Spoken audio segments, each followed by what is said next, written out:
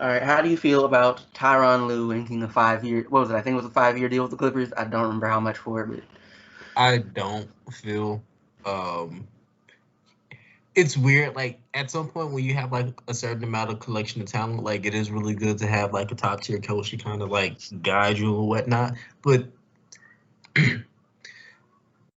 when you don't look at playoff P, you just think about the player who was a top five MVP candidate. What 2 years ago now is it? mm-hmm. And then you got Kawhi, who's 3 years off a championship, maybe a little hobbled, but still. Now, he was like a year off a championship. Remember, he just won the Raptors. That was It's only like, been a year. yeah, it's only been a year.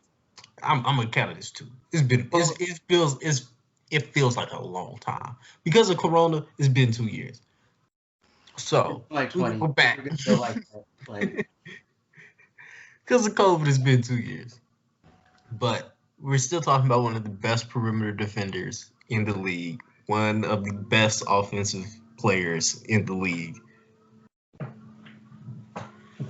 top three in the league. Like it's kind of you just got to put the right stuff around them, and they just got to do that, and it doesn't really matter who the coach is, unless the coach is just like really bad. Like he could play the same role he did with LeBron. just Yeah, kind of sit there. it'd be pretty, you know. Personally, and maybe this is like selling various things with the Clippers too short. Like, I kind of feel like it takes them out of title contention. Like, they'll still be like a good team. It'll be hard to not be a good team. Like, yeah, both Kawhi and Paul George disappeared when they were needed most. Um, right? But like that doesn't change the fact that like they'll still probably be a good regular season team. But like I and maybe again it sells him short because like he had LeBron whenever he actually did anything. But like I don't consider him a good coach. I'm not sure like there's enough evidence to just be like he's a terrible coach. But like okay, so like I think with coaching, like from my general observation, like with getting teams right, like you can win because like your coach is good and puts the players in the best position to be successful, and you can win simply because you have the best players ultimately. Like you like overwhelming talent, and then like just generally having a good setup with like a good collection of players and a good coach who can like put them in a position to be successful. And like yeah, Tyronn Lue was a good hire for the Clippers. Is like I said, he only ever really did anything with LeBron. And regardless how you feel about LeBron, like when LeBron is on your team, as long as you have at least mediocre players around you, that he qualifies as overwhelming talent by himself, right? And so it's hard to like be like, yes, Tyronn Lue is a good coach just because he's got rings, because all of his rings were with LeBron, and like we know how LeBron is set up. If he's got some warm bodies, like he'll drag them to the finals. He might like they won't win, but he can take them there. And so like now he's got like Tyronn Lue is coaching the Clippers, who they don't have LeBron. They have very good players in Kawhi Leonard, Paul George. They have solid role players, but like it's I, and maybe this is also something, but like they're kind of a team set up to. It's kind of dependent on being able to win on largely on the whole overwhelming talent thing. Because like one thing that a lot of the good coaches will tend to have, or at least they tend to have this year, um, was the type of rosters you can like play chess with. Like for example, the Lakers sat JaVale McGee and Dwight Howard the entire series with the Rockets, pretty much.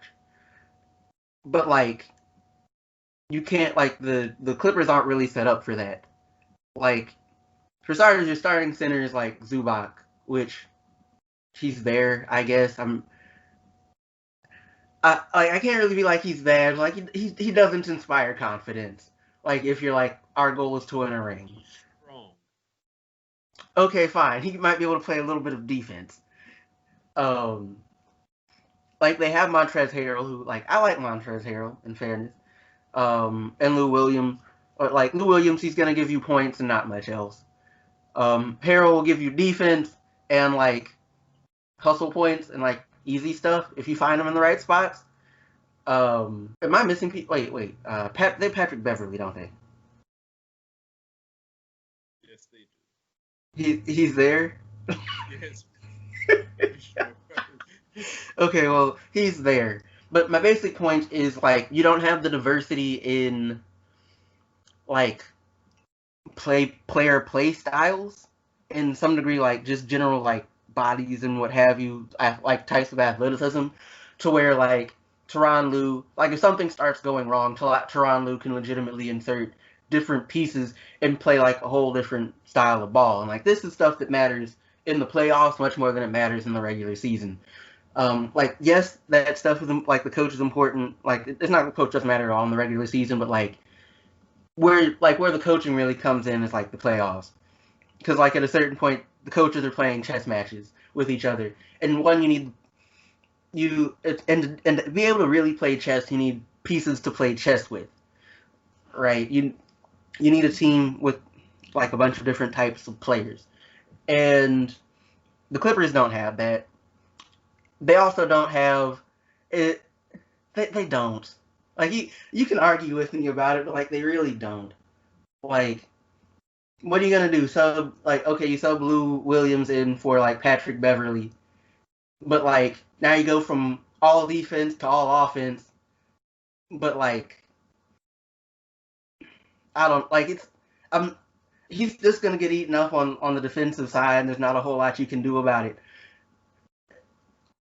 And like even if you're playing chess, the whole chess match thing, there's a lot of trade offs. But it's just like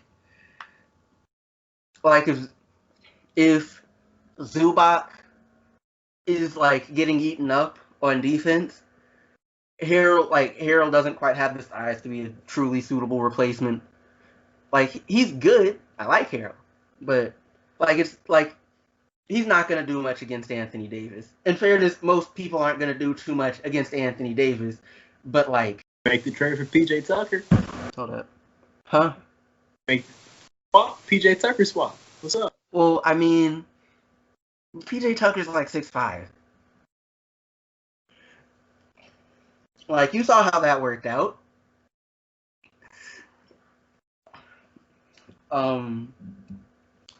And it's that, and like it's one not having the best positions like a coach to really like have an effect on like how the team shakes out, and like I guess there's still like the whole motivation and whatever, but like I'm not sure Tyronn Lue inspires. Like I'm not sure I could be wrong. He doesn't strike me as a coach that like inspires players. Like I don't think there are any players that are like gonna be willing to run through a wall for him, as it were. Which means like he can't do any. Like if you put him in Doc's place for that game 7, they're doing just as bad, if not worse. And like he's not a better coach than Rivers. Like I feel like someone's gonna make an argument about rings, but like rings with LeBron barely count most of the time. If we want to be honest about it, it's like it counts, but it's also just kind of like you know why you're here. Like somebody has to sit on the bench. In fairness to Spoelstra, though, he's actually a good coach. The coach hire, especially like for a team like the Clippers, is very much about the postseason. Like I would make the argument, and like I might be wrong. They might make some moves and whatever, or Tyronn Lue might turn out to be a better coach than I currently think he is. But like I feel like they'll probably do worse next postseason. In the second round? Okay, they might make it to the second round. But like if they run into the Nuggets again, they're probably unless they like just feel like they have something to prove and like want some get back like the players do on an individual level. Like it's probably going to be like a gentleman's sweep or something. Like, and maybe that's overly harsh to like Tyronn Lue, and like it's not like the Clippers don't have talent, but like they they're not built to make adjustments in postseason. Like it's a team you ride it till the wheels fall off. Like there's not much else you can do with it. Like you just do it, you give people their minutes, and you hope for the best. And again, unless like you are, unless you're coaching LeBron or like the Golden State Warriors the last couple of years, that's not going to get you very far. Like once the postseason actually is, certainly once you get out the first round, and it might not even like it might wear out before, like in the first round. But that's my feeling about it.